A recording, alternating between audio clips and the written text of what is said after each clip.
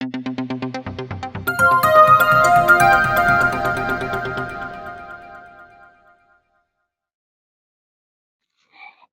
पीयूष पांडे का दावा, पुलिस दबाव में छूटा कैरव गांधी। अपहरणकर्ताओं ने पुलिस लगे स्टिकर वाले गाड़ी का किया था प्रयोग। जमशेदपुर शहर के बहुचर्चित कैरव गांधी अपहरण कांड में वरीय पुलिस अधीक्षक एसएसपी पीयूष पांडे ने स्पष्ट दावा किया है कि कैरव गांधी को पुलिस के लगातार दबाव के कारण अपहरणकर्ताओं को छोड़ना पड़ा।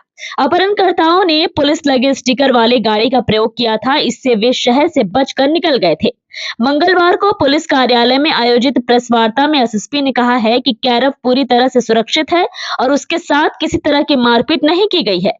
एसएसपी पीयूष पांडे ने बताया कि अपहरण की घटना के बाद से ही पुलिस लगातार तकनीकी साक्ष्यों, इनपुट और संभावित ठिकानों के आधार पर कार्रवाई कर रही थी। पुलिस को विश्वसनीय सूचना मिली थी कि अपहरणकर्ताओं ने कैरव को किसी अन्य स्थान पर ले जाने की योजना बना रही थी। इसी सूचना के आधार पर पुलिस टीमों को सतर्क किया गया और संभावित मार्गों पर निगरानी बढ़ाई गई, जिससे अपहरणकर्ताओं पर दबाव काफी बढ़ गया। एसएसपी के अनुसार पुलिस की सक्रियता और निगरानी के बाद ही गिरफ्तारी की आशंका के चलते अपहरणकर्ताओं घबरा गए और जीटी रोड के पास चौपारण बरही खंड के बीच देर रात कैरव गांधी को छोड़कर फरार हो गए। पुलिस ने तत्काल कार्रवाई करते हुए कैरव को सकुशल बरामद कर लिया है और परिजनों के आग्रह पर उन्हें सुरक्षित उनके आवास तक पहुंचा दिया है। दिनांक 13 जनवरी को कैरव गांधी, जो कि सीएच एरिया बिष्टुपुर के रहने वाले हैं, उनका अपहरण कुछ अज्ञात अपहरणकर्ताओं द्वारा किया गया था और उसके बाद इस संबंध में बिष्टुपुर थाना कांड संख्या 5/26 दर्ज किया गया था। इस कांड में 2 चैलेंजेस जमशेदपुर पुलिस के सामने थे। एक तो अपहृत की सकुशल बरामदगी और अपहरणकर्ताओं की धरपकड़ के बाद गिरफ्तारी। इन दोनों ही पॉइंट्स पे लगातार काम किया जा रहा था। परिजनों को अपहरणकर्ताओं द्वारा कांटेक्ट करने की कोशिश भी की गई थी, जैसा कि एफआईआर में है, और इसमें रैंसम फ्रंट पर परिजनों से क्या नेगोशिएशन हुआ है उस बात की हम लोगों को आधिकारिक जानकारी नहीं है। वो परिजनों द्वारा हमको डिस्क्लोज नहीं किया गया है, लेकिन जहाँ तक इन्वेस्टिगेशन आया है कि उस फ्रंट पर कोई भी डेवलपमेंट नहीं हुआ था। इस बीच हम लोगों को समय मिल गया था ये काम करने का कि हम कैरव की लोकेशन पता कर पाएँ या अपहरणकर्ताओं का पता लग पाए। इस मामले में DGP madam, zonal ADG sir की भी लगातार ब्रीफिंग और मॉनिटरिंग की जा रही थी। रेंज डीआईजी सर का भी इसमें मॉनिटरिंग की जा रही थी और इसमें स्पष्ट निर्देश थे कि हम लोग की सर्वोच्च प्राथमिकता होनी चाहिए कैरव की सकुशल बरामदगी। तो उसके लिए लगातार हमारी जो टीम्स थी, इसमें जो हम लोगों का टेक्निकल सर्विलेंस था, जो भी हमारा इंटेलिजेंस गैदरिंग थी, जो भी इन्वेस्टिगेशन इसमें हम लोगों ने किया था, डिफरेंट गैंग्स पर भी हम लोगों ने काम किया था, लोकल इनपुट जनरेट किया था, दूसरे राज्यों के गैंग्स के बारे में भी जो जानकारियां एकत्रित की थी, उसके आधार पे जब हम लोगों ने इसमें ज़ीरो इन किया तो कुछ छापामारी हम लोगों ने इसमें किया और उसके बाद अपहरणकर्ताओं पर दबाव बनने लगा, क्योंकि कुछ दिन भी हो गया था, फैमिली फ्रंट से उनका कोई डेवलपमेंट नहीं हो पा रहा था और पुलिस का दबाव लगभग बढ़ता जा रहा था। इस बीच हमको कल एक सूचना प्राप्त हुई, महत्वपूर्ण सूचना प्राप्त हुई कि ये लोग अपनी लोकेशन शिफ्ट कर सकते हैं। एग्जैक्ट कब करेंगे, कैसे करेंगे, कहाँ करेंगे, इसकी सूचना हम लोग को पिन पॉइंट सूचना नहीं थी, लेकिन उसके बाद हम लोगों ने अपनी टीम के साथ बैठकर उस पर वर्कआउट किया, चीज़ों को ज़ीरो इन किया, समय को, क्षेत्र को हम लोगों ने अपने इन्वेस्टिगेशन के अनुसार कि कहाँ हो सकते हैं, कैसे हो सकते हैं, और डिफरेंट पॉइंट्स पर हमने अपनी टीमों को सतर्क कर रखा था और जैसा हमने सोचा था उसी तरीके से लगभग चीज़ें डेवलप भी हुई, क्योंकि अपहरणकर्ताओं को नहीं पता था कि हम लोग को इस बात की सूचना है। वो लोग कैरव की लोकेशन चेंज कर रहे थे, हमारी टीम्स लगातार उनका पीछा कर रही थी। 2 एग्जैक्ट इन्फॉर्मेशन या एग्जैक्ट गाड़ी हम लोग को नहीं पता थी। अंतिम में अपहरणकर्ताओं पैनिक कर गए, उनको समझ में आ गया कि उनका पीछा हो रहा है और यहाँ पर पुलिस काफ़ी सतर्क है और किसी भी अनहोनी की आशंका से उन लोगों ने पैनिक होकर कैरव को वहीं रास्ते में उतार दिए। और हमारी टीम जो आगे से आ रही थी उस टीम ने कैरव को सकुशल बरामद किया।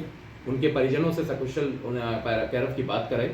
परिजनों ने हमें अनुरोध किया कि कैरव लगभग 13 दिन से घर में नहीं है, तो उनको कहीं थाना या पुलिस ऑफिस ना ले जाकर सबसे पहले उनको परिजनों से मिलाया जाए और इसीलिए जमशेदपुर पुलिस की टीम के द्वारा उनको सबसे पहले उनके परिजनों पे सुपुर्द किया गया। वो एकदम सकुशल हैं। उनके द्वारा यह भी बताया गया है किसी भी तरह की मारपीट या अब्यूजिव बिहेवियर उनके साथ नहीं किया गया, किसी भी तरह का टॉर्चर उनके द्वारा नहीं किया गया है। अपहरणकर्ता कौन है इसकी पहचान अभी पूरी तरीके से नहीं हो पाई है। हम लोग उस पॉइंट पर काम कर रहे हैं, जल्दी ही हम लोग को उस पर सफलता मिल पाएगी। अपहृत कैरव गांधी मानसिक रूप से बिल्कुल अभी स्वस्थ है, वो बात भी कर रहे हैं और हम आशा करते हैं कि आने वाले दिनों में उस ट्रॉमा को वो भूल भी जाएंगे। साथ ही साथ अब हम लोग का जो इसमें चैलेंज है वो सभी अपहरणकर्ताओं की गिरफ्तारी है। उसके लिए लगातार हम लोग छापामारी कर रहे हैं। जो भी इनपुट्स जनरेट हुई है, जो भी हमें परिजनों से सूचना मिली है, कैरव से सूचना मिली है, उसके आधार पर इस पर काम चल रहा है। क्या बात है? हाँ, बहुत ज़्यादा इन्फॉर्मेशन देखिए उन लोगों ने अपना जो है कि अपहरणकर्ताओं ने अपनी पहचान ऑब्वियसली उनके सामने डिस्क्लोज नहीं की है। तो जो चीज़ें बताई हैं उन चीज़ों को हमने अपने इन्वेस्टिगेशन में लिया है और उस पॉइंट पर आगे कार्रवाई की जाएगी। किस जगह पे छोड़ा था कैरव को ये छोड़ा था चौपारण और जो बरही का हमारा खंड है उसके बीच में कहीं पर रास्ते पर ही, जो हाईवे का है उसी रास्ते पर ड्रॉप किया था और उसके बाद गाड़ी कहीं चली गई। तो वो गाड़ी हम लोग लोकेट नहीं कर पाए। हम लोग उसको लोकेट करने की पूरी कोशिश कर रहे हैं। ये इलाका जो था पब्लिकली नहीं, ये काफ़ी देर रात की बात है, लगभग 12 से 12:30 बजे की बात है। बहुत ज़्यादा उस समय पब्लिक का उस समय मूवमेंट नहीं था, जो बाकी ट्रैफिक मूवमेंट वगैरह रहता है ट्रक्स वगैरह का, वैसे वाला। ये अपहरण कैसे हुआ था और कहाँ से हुआ? अपहरण यहीं से ही हुआ था, जो CH एरिया में कदमा सोनारी लिंक रोड के सामने से ही अपहरण हुआ था। जो इन्वेस्टिगेशन में हम लोग को बातें पता चली हैं कि ये गाड़ी में कुछ लोग आए थे और उनका अपहरण करके उनको ले गए थे और उनकी गाड़ी को कंदरा बेड़े के पास डंप कर दिया गया था। ये इसी इन्फॉर्मेशन पे हम लोगों ने आगे भी काम किया है। CCTV फुटेज पर भी हम लोगों ने। इससे पहले भी कई प्रयास किया गया था क्या सर? कितना लोकेशन चेंज हुआ है या कुछ भी ऐसा? देखिए अभी क्योंकि आज ही वो हुए हैं, उनके परिजनों की भी ये दरख्वास्त थी कि उनको फैमिली के साथ थोड़ा सा टाइम दिया जाए।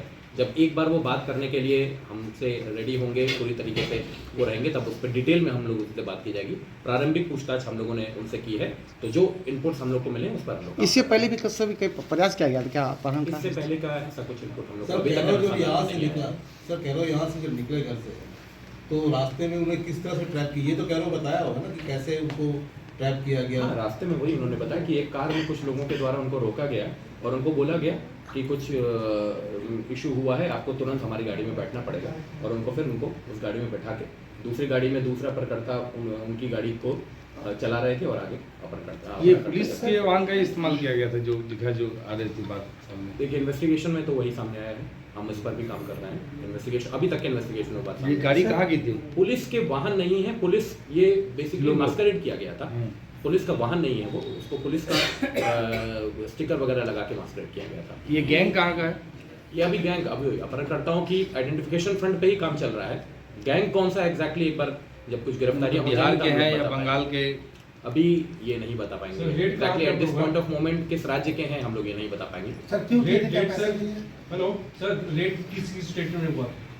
रेड काफ़ी स्टेट्स में हुआ है, जितने भी हमारे नेबरिंग स्टेट्स हैं, उड़ीसा से लेके बंगाल, झारखंड, बिहार, हर जगह हम लोग रेड्स कर रहे थे और उसका काफ़ी दबाव था। पैसे की जो बात आ रही थी सामने से, देखिए इनिशियली जो कांटेक्ट किया गया था वो रैंसम के लिए कांटेक्ट किया गया था, बट देन क्या अमाउंट था, उस पर क्या डेवलपमेंट हुआ, फैमिली ने भी उस पर खास कोई रिस्पॉन्ड नहीं किया था, इसीलिए इतना दिन भी लग रहा था। फैमिली इस पर काफ़ी सशक्त थी कि उनको रैंसम पे नहीं करना है। ठीक है, थैंक यू।